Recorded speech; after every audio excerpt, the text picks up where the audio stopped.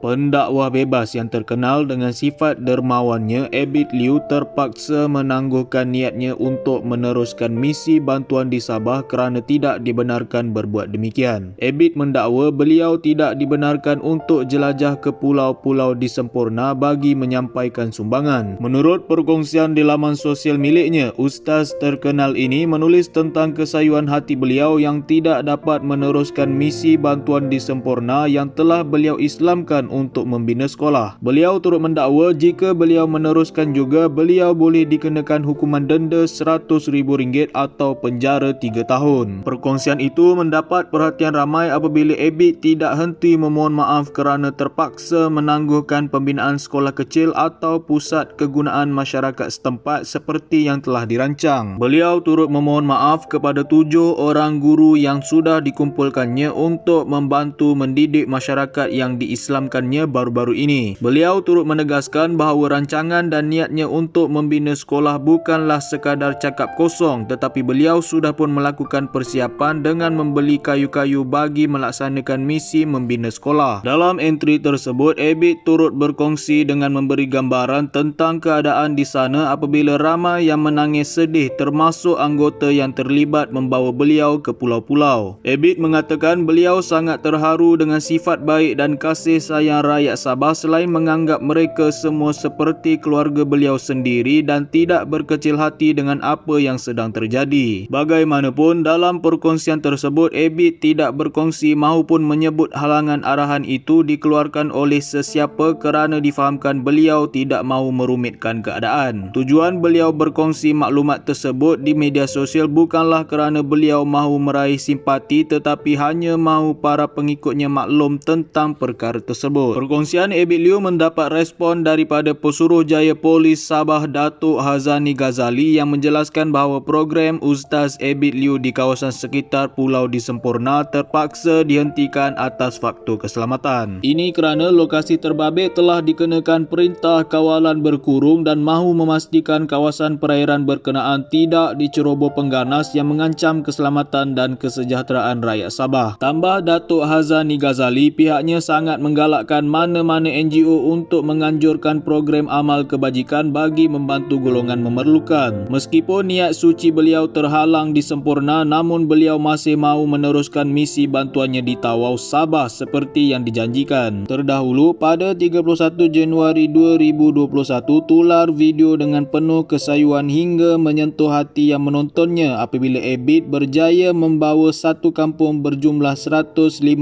orang dari suku Bajau Laut di Sabah memeluk Islam. Misi dakwah itu dilakukannya ketika beliau ke Pulau Tatagan Semporna dalam misi bantuan kemanusiaannya ke negeri di bawah Bayu. Justru itu, Abid Liu berikrar akan terus membantu penduduk di kawasan tersebut untuk membina sekolah serta menyediakan ustaz untuk mengajar. Didoakan semoga perjalanan dakwah yang sedang diusahakan oleh Ustaz Abid Liu mendapat perlindungan, dipermudahkan serta diberi kekuatan dari Yang Maha Esa. Serahkan segalanya kepada Allah, insya-Allah.